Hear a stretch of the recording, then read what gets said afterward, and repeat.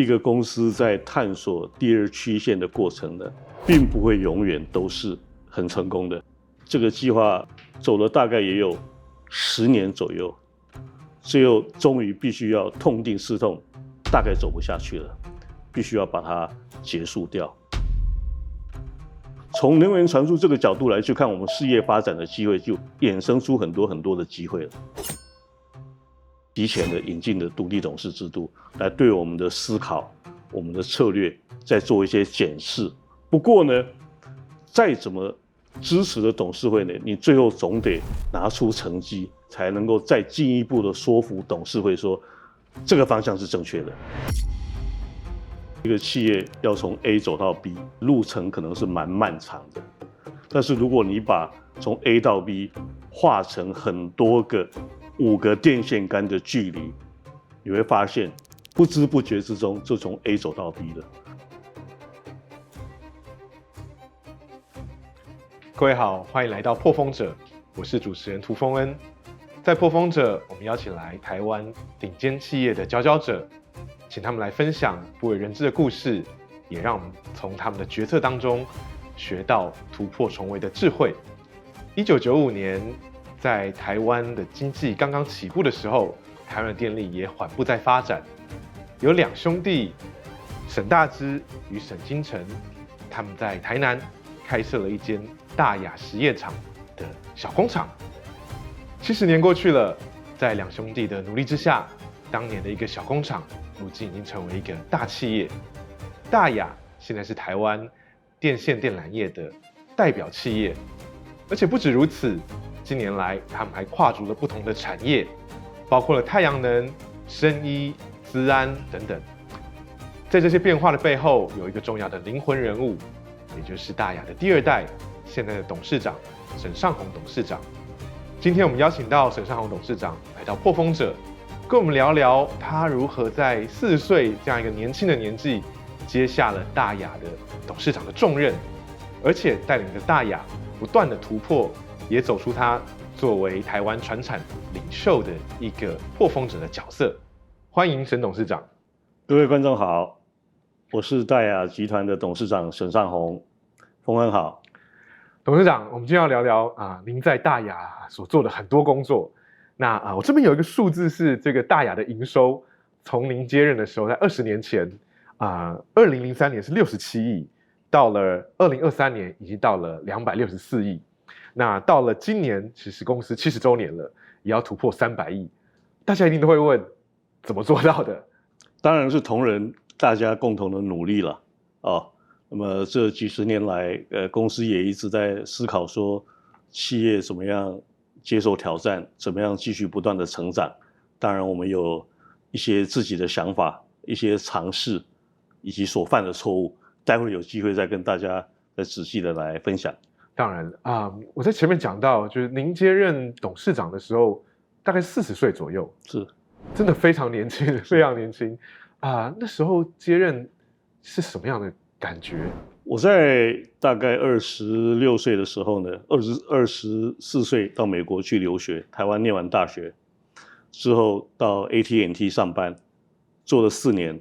1988年，我记得我30岁的时候，我父亲打电话给我说，那一年公司要上市了，有很多新的工作，可能过去他也没有经验，也不太会处理，是我应该回来帮忙的时候了。所以我就把美国的工作给辞掉了，回到台湾。那一年我30岁，没有想到40岁的时候呢，我接了总经理。当然，时程上来看是有一点不成熟，不过呢，先父，因为我回来之后没有几年，他就身体就不太好在1998年，我40岁那一年，他就过世了。所以也可以说，我是在没有完全准备好的情况之下呢，一定要来接下这个担子所以说回来大概前10年，大概就在做这些公司我认为应该要做没有做的事情。但是接了公司的总经理之后呢，那个时候公司的发展呢，太半都还是朝着电线电缆业去发展。那个时候电线电缆业还有很多发展的空间所以相对来讲虽然说接班是有一点仓促，可是这个事业对我来讲是一个比较熟悉的事业，我从小可以说是在工厂长大的啊，所以没有特别去想说挑战是什么，就把那个时候公司正在朝着电缆这个方向，朝着更高附加价值的产品去开发这个方向，朝着国际化这个方向去走。所以呢，从做低压电缆、高压电缆、超高压电缆、特高压电缆，这个更高技术层次的产品一直在开发。但是台湾的电力系统呢，最高也只做到345000伏特。我们大概在2000年出头呢，就已经完成了这个产品的开发，也顺利的拿到台电的供应资格哦。所以再往上走呢，这个产品呢，它没有技术突破的地方，并不像台积电，我们说从0.25、0.18、7奈米、5奈米、3奈米、2奈米，甚至于在讲埃米的世界啊，还有很多技术可以突破、技术开发的空间。在电线电缆这个产业来讲，技术的突破呢，好像已经到了一个瓶颈啊，所以那个时候就特别觉得说，过去这个电缆这个躯壳还能够再带着这个企业再往前走5年、10年、20年、30年吗？不禁，我想就跟所有台湾的传统产业一样，都要去问说，我们的下一步是什么？我们下一个成长的动能在哪里？我们下一个躯壳到底是什么？呀，这也是我们今天特别想跟您谈的啊，因为刚刚提到大亚有第2曲线，甚至还有第3曲线。我们先谈谈第2曲线吧。刚讲2008年等于是一个对大亚来讲是一个很重要的转捩点。那你怎么描述当时的这样一个新的变化，或是新的策略的出现？我想08年那一年大家知道雷曼事件嘛，那一年大亚亏损了非常多钱。我记得我在1988年加入公司，到了那一年大概也20几年了哈，一直到今年，公司70年，在大亚服务的38年的时间里面呢，我大概也只经历过3个亏损的年度，其中一个亏损年度就在2008年。那一年因为我们主要的原料铜大概从1万块跌到剩下2000多块钱。所以我们在库存这边也非常大的跌价损失啊，在汇率方面这边也承受了蛮大的损失啊。很凑巧的是，我必须提一下，大概在2010年还2011年，我到台大去上全球气价班啊，这是一个台大跟北大啊，还有这个它一共有4个模组，在北大、台大、英国的牛津大学跟美国的华顿商学院一起上课啊。那上课的过程里面呢，上了李吉仁老师的一门课，他在讲成长的策略啊，这是一个我第一次比较有系统的去思考，说，公司真的有这个成长的紧迫的必要啊，以及我们必须要有一个比较系统性的成长转变的一种机制哦，所以我就请了李吉仁老师。从台北特别到台南来帮我们同仁上课，我记得上了好几次的课，因为我们同仁很多，我在想，不能够公司里面不能够只有我一个人，迫切的觉得说有改变的需要，有需要再去寻找另外一个躯壳的必要，应该是公司中高阶的主管跟我一样有共同的共识，知道我们要往哪个方向去走，大家共同的努力。我想这个大概就是它开启了，大概从2011年开始是一个比较有系统的去探索怎么样再来转型的这个路程了。很多人都想要转型，很多企业，尤其是传统产业，的确都想要转型。所以我有点好奇，在这样一个第2曲线探索过程当中，你自己觉得最困难的部分是什么？最有挑战的？最困难的部分当然是找到一个适当的新的产品，而这个新的产品呢，它必须要有市场，它必须要有前景，更重要的，它必须要我们有这个能力去把它做出来这个能力包括技术的能力，还有我们需要有财务的能力去支撑我们这一条探索的路了所以我们这个探索的路，简单来讲，第2曲线一般通常都会跟盘点我们既有的核心能力有关系所以我们就试着问我们的核心能力到底是什么？是处理金属的能力吗？还是处理这个期货变动的这个能力呢，简单来讲，但是都是跟金属有关系。所以我们一开始的探索第二曲线呢，很自然的就会从金属这个角度。我们既然是做电线电缆相关的铜，那么有没有非电线电缆方面的铜，我们可以去做铜合金。我们做过的尝试，例如说做 PCB 电镀用的铜球，以及后来新的技术也是 PCB 电镀用的氧化铜粉，以及做半导体封装焊线用取代金线用的铜线或者镀钯铜线，都是约略跟我们的核心能力有一点关系。但是我可以跟你讲，这些尝试呢，有些成功最起码目前还在做，看起来还可以那有些也是很惨痛的经验，走到后来，我们发现，走不下去了。有没有什么例子可以跟我们分享一下？我可以跟你讲，例如说像我们走半导体用的封装焊线，就不是一个非常成功的例子那么我也鼓励同仁呢，去往这条路去走，看起来也是一个蛮合理的一个第二曲线，因为那个时候黄金很贵，可以用铜来取代金线来做这个半导体用的封装焊线。那你知道台湾是半导体封装的大本营，看起来市场也在这里那么这个计划我们一直走，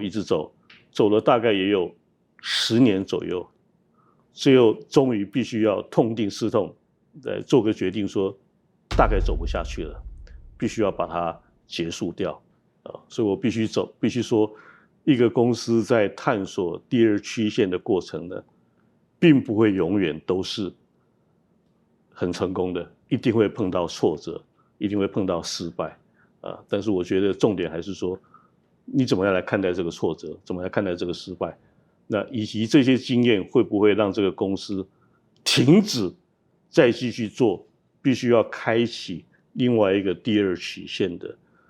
这些努力那么你的董事会是不是愿意支持你去做这些事情？我想都是一些往第二曲线这边去学习到的一些经验了。这也是我想继续请教的，就是说第二曲线这个概念大家都在讲是但是很多企业好像做不下去你自己的观察是他们可能碰到什么样的困难吗？或者说从您成功的角度的经验，你会给他们什么样的建议？其实走第二曲线就像在创业一样，对不对那就跟我们现在在问说，创业为什么会失败？创业可能会失败的原因非常多，可能是你选择的产品不对，市场不对，或者是你的董事会不支持你。我想各种原因都有了另外一个可能的原因，我想也是很多企业如果说有这个机会可以要去尝试第二曲线的话，通常大概是他原来的事业都做得很不错，也还蛮成功的，事业已经做得很成功了所以对于失败这件事情，可能就比较保守一点那么怎么来看待失败这件事情呢？我想是一个很重要的关键你想想看，为什么一个企业它忍受失败的能力，或者是对于失败比较不能容忍？太半是因为这个企业有可能在第一曲线这边已经开始出现吃紧了，已经这个财务资源的产生呢，已经不太能够支持它再去犯错了所以一个企业要去探索第二曲线，一定要趁早。那么你必须要在第一曲线还做得很好的时候，企业有良好的财务资源的时候，就要开始去探索，就要去问说未来到底在哪里。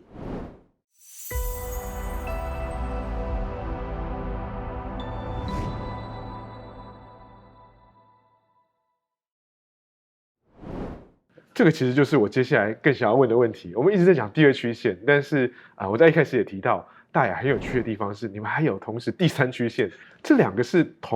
差不多同一个时间开始的吗？也差不多那么这个想法是非常有趣的，但是策略性上呢，它也有可能是互补的。我先讲一下我们的第二曲线。那我们第二曲线，刚才一开始在讲说是朝着金属这个方向去走，那有一些成功，有一些失败，但是好像也走不出太大的格局。后来同仁就重新再思考，我们怎么再去走第二曲线，怎么再去走一个适合我们去发展的事业。你看我们在做电缆，电缆其实你去问做电缆在做什么，就像过去我们在问说做化妆品在做什么做电缆其实是在做能源的传输，是不是？那如果是能源的传输的话，一定要电缆吧？如果我们把我们的事业定义成能源的传输，那能源的传输也有无限的能源传输。从能源传输这个角度来去看我们事业发展的机会，就衍生出很多很多的机会了。我们做气泡线是在做能源的转换，不管是从动能、声能、电能、光能的转换，那能源的转换机会就很多了，无形中就把我们的世界开过了很多。我们不再是从金属这个角度去探索我们事业可以发展的这个空间啊。那能源的世界还有什么呢？其他的机会呢？你看往上走，能源要先有产生，那就是发电；往下就要能源的储存跟管理，就自然的我们就重新从这个定义，从这个事业的范畴去重新定义，把大雅定义成是要做能源串接的领导品牌。在台湾这个环境里面呢，是比较新的，相对的竞争者也比较少。这是一个可以先期进入的环境。那另外它的商业模式里面呢，它相对风险也比较小，因为它的客户呢不是卖给台电，把绿电卖给台电，把太阳能发电卖给台电，或者是卖给国内的一些大的像台积电、大的半导体厂商、大的 ICT 电子业这些相对他们的这个风险都比较少那么这个比较少的风险呢，就提供给我们可以再去尝试未来第三曲线。但是就像您最后提到的，这第三曲线又更不一样了。听起来从很多外面的这观察，会觉得说，哇，这个大雅怎么会跑去做一些好像跟本业其实距离相当远的一些产业？那么先跟我们讲讲这个第三曲线，你们怎么来思考这个？我第一个先要讲说为什么会去想第三曲线了这个跟我们把资产分类是有关系的，所以也可以讲说第二曲线呢，可能让我们支撑的是未来的5年、10年、20年，那第三曲线可能就要朝着更远的未来，20年后、30年后，可能可以从第三曲线这边衍生出来的机会是哪一些，又朝着比较远的这个horizon 去布局了。那当然第二曲线跟我们原来的事业毕竟是跟能源有关系，就是比较虽然说还是要取得一些必要的技术能力去做这些事情，但是毕竟跟我们的事业距离是比较短一点的，现有的事业距离比较短一点。但到了第三曲线呢，您刚才提到的不管是生技、新药的开发、AI 也好，无人机防御系统也好，跟我们现在做电缆、做能源的领域更是天南地北，所以我们必须有另外一套不同的方法去做第三曲线，去追求第三曲线。你怎么决定这些？因为在第三曲线，大雅采取的是一个投资的做法居多，我的理解是这样。是的，是的。那怎么决定去投资哪些事业呢？记得大家都在讲说，台湾必须要走向从代工走向高附加价值的这个产业都要转型那我那时候就在想说，台湾哪些东西是非常独特的资产？我认为台湾的脑力、台湾的 IP 是非常独特的资产。台湾应该有非常丰富的科学家、研究人员，跟世界上其他的这个研究人员、科学家相比，应该都不相逊色。可是台湾的成本跟美国相比较，应该是差非常多那么未来怎么样让这些有脑力、有 IP 的产业，因为有 IP、有脑力、有智慧才是未来嘛，所以而且必须是有全球的市场，今天我们看到台积电为什么做得那么成功，因为它是全球市场，它的市场都绝对不会是为了台湾，对不对？今天我们做新药开发，我们做生物科技，我们做资安，我们做半导体封装，等等，都是全球所需要的市场。所以第三曲线是比较有趣，第三曲线是往前看人类这个社会这个世界是有哪些产业是有它的未来性跟前途性的，所以更要跳脱原本这个大家所在的领域，需要从一个更宏观的角度是的来思考。是的您刚刚提到第二曲线其实多半还是跟本业关系会比较近，第三曲线就真的如果是从整个人类说文明产业的发展来思考的话，那跟本业就不见得有关系。是的，所以它的风险比较大，但我们追求的是一个这高风险高报酬的概念嘛。但我有点好奇，就是在您在思考的第二曲线、第三曲线的时候，怎么样来分配两边的包括资源上面的配置？这是一个很有趣的问题我刚才提到了说，就是因为第二曲线呢，它相对的是一个比较低风险而且高现金流的产业。我们从这个低风险高现金流，以及我们现在在做的电线电缆这个产业所产生的这个现金流我们要决定怎么做一个资产的分配，对不对？你看以大亚能够产生的现金流，有一部分我们要放在让我们的电线电缆产业继续保有它的竞争力，然后我们要把一部分的资源放在太阳能，放在储能这些比较高资产的产业，但是它虽然高资产，但是它是低风险，而且会产生很大的现金流。我们放在第三曲线，这些对未来的投资，这些是非常的高风险，可能你的投资是会有去无回的，是不见得会成功的不见得会成功的所以呢，这个怎么样去决定自己产生的现金流跟一些分配的一些原则我想这是就比较细节了。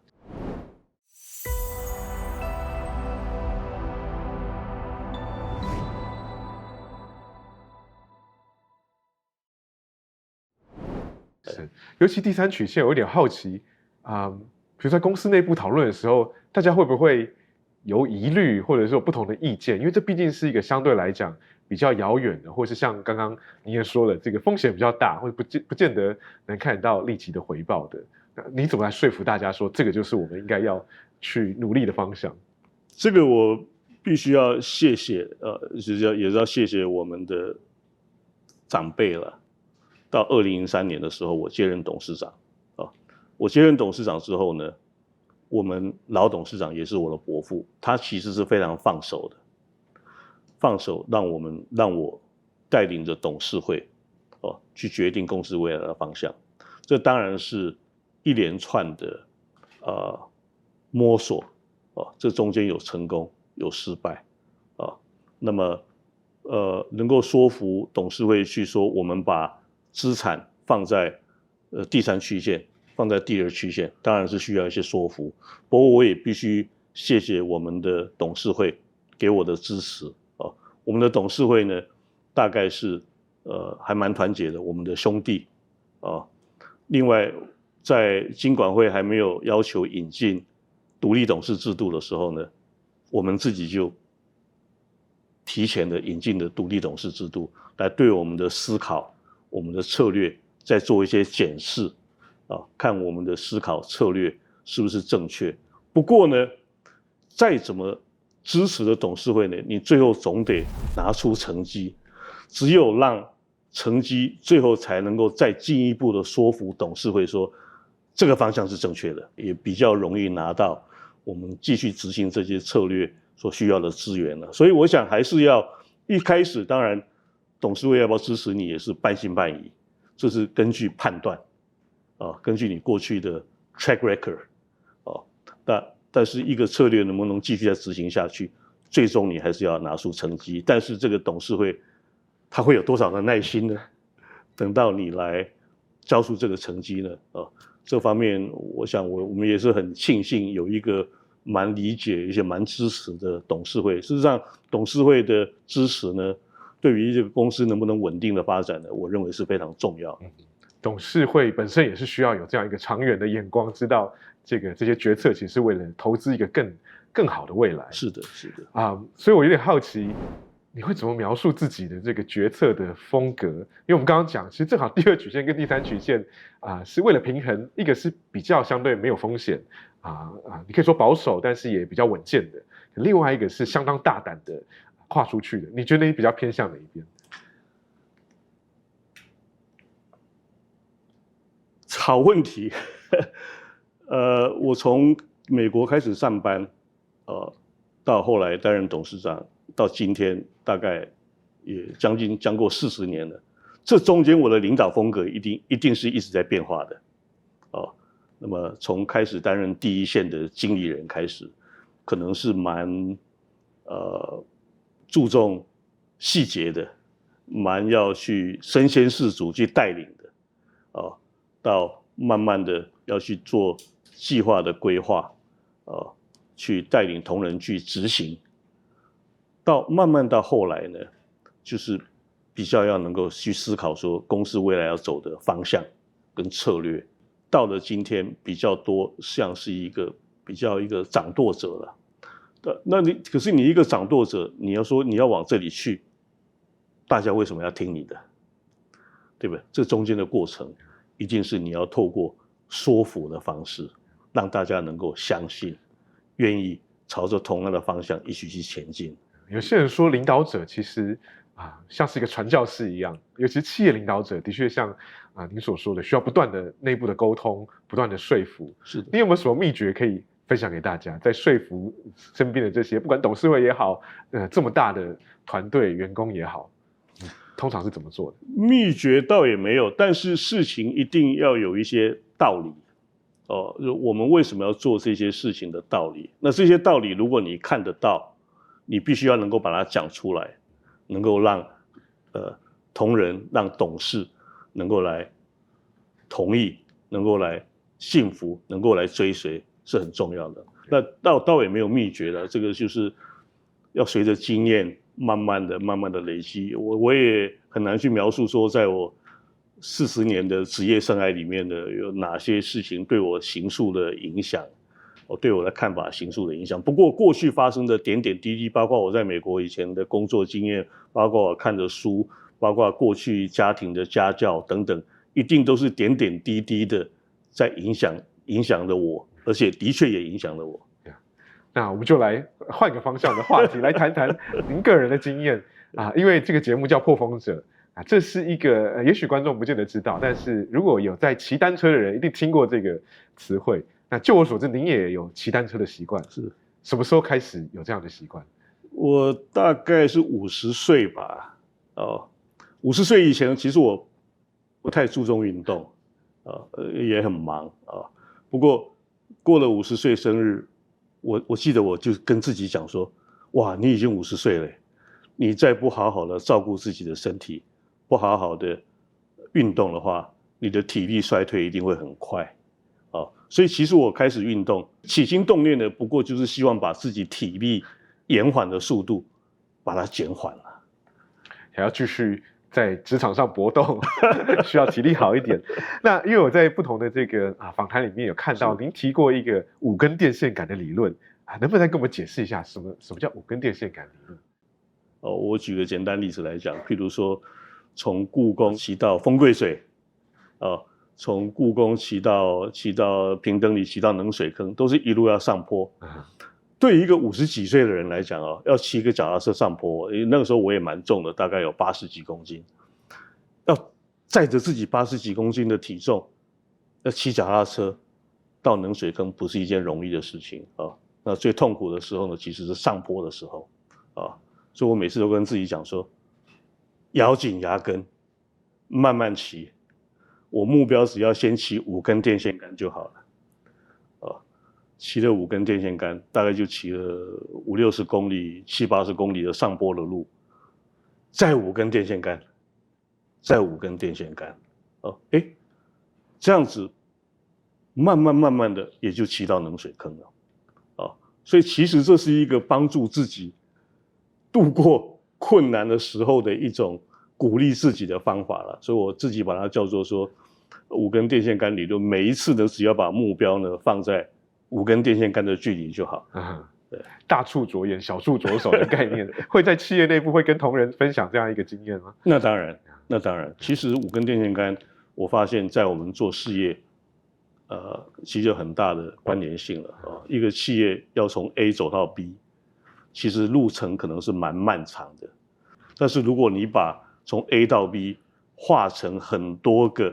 5个电线杆的距离，你会发现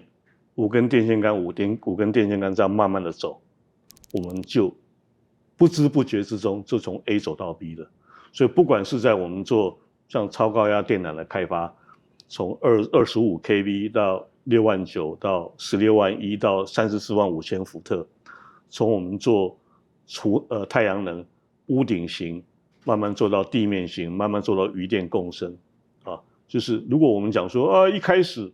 我们目标就要放在我们要做500 mega 的太阳能案场，就觉得同仁一定会觉得太遥远了，不晓得走不走得到。但是如果我们现在今年要走到50 mega， 明年走到100 mega， 慢慢走慢慢走，我发现我们比较容易坚持，也比较容易在中间庆祝我们自己的小成就，最终我们就会达到目标。这个听起来是一个很有启发性的领悟，就是说以这种比较可行性的目标，然后持续的前进，最后也许可以达成一个本来意想不到的超越自己的这样一个目标。是。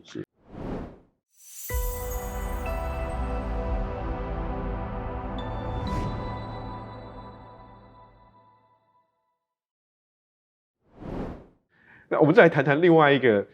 我特别有兴趣的，因为可能是我们共同的兴趣，是我看到您也很喜欢读历史，是。你喜欢怎么样的历史？我其实什么历史都看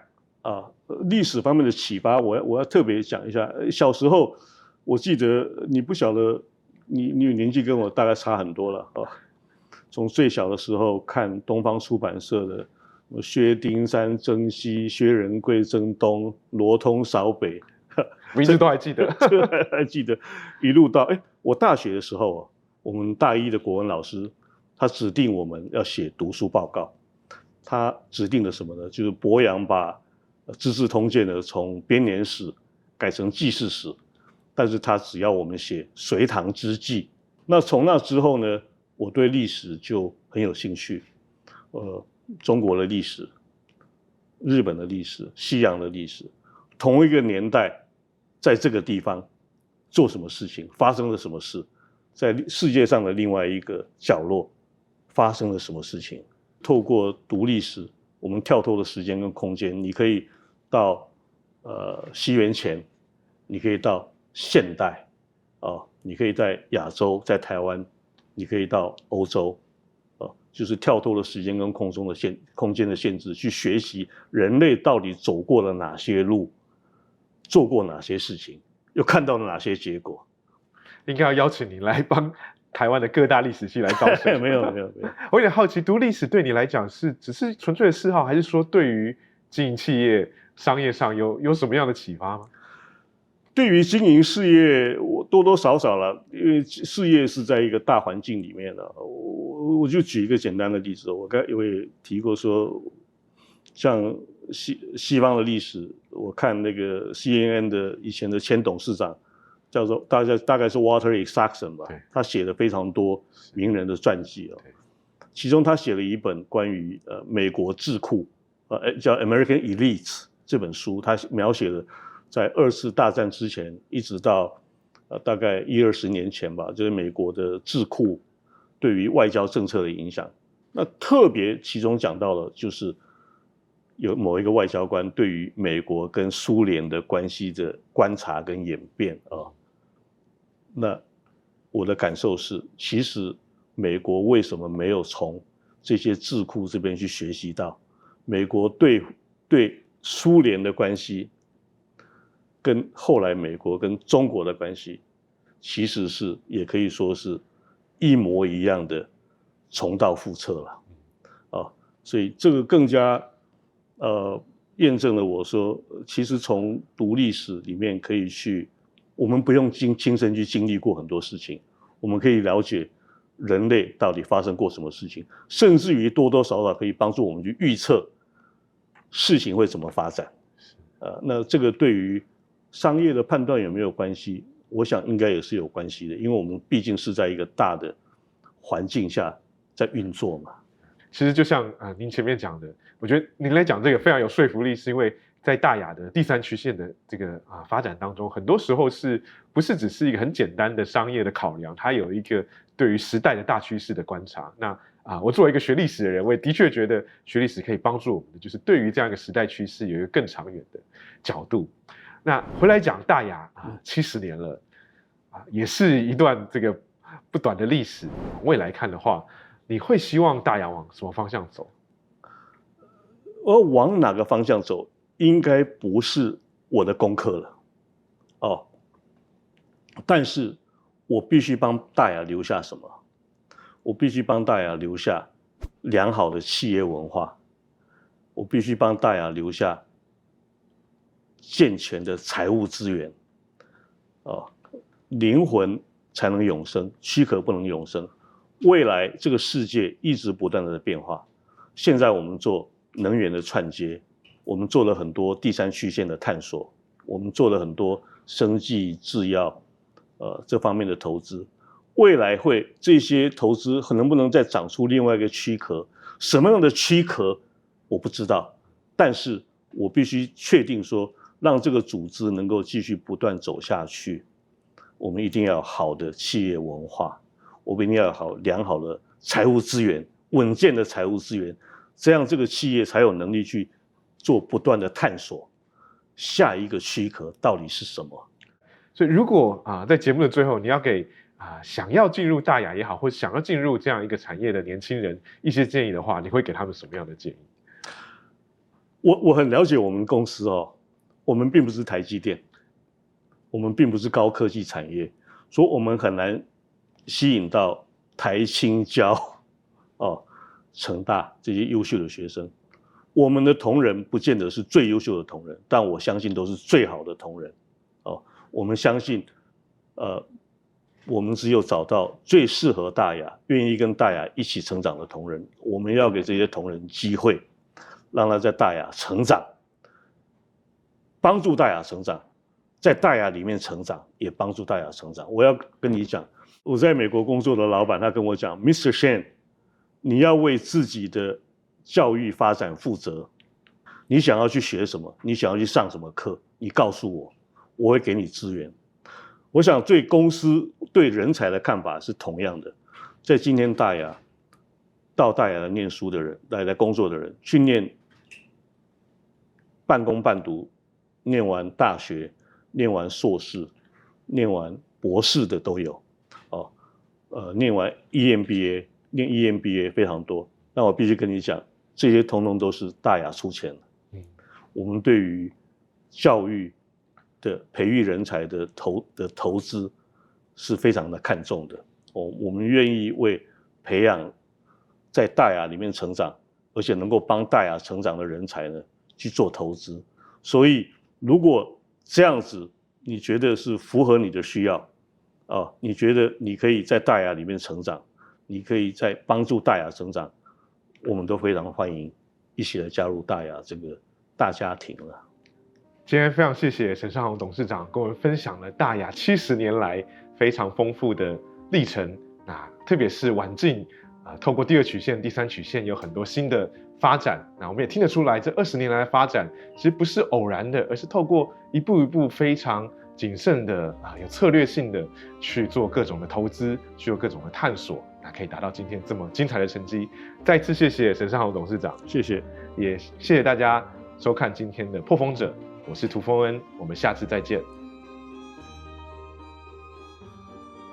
从大亚的故事当中，我们看到的是一个企业如何自我挑战、自我突破。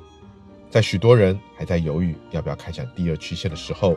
他们已经投入了第三曲线的开创。在稳定成长的同时，也愿意挑战风险，走入陌生的领域。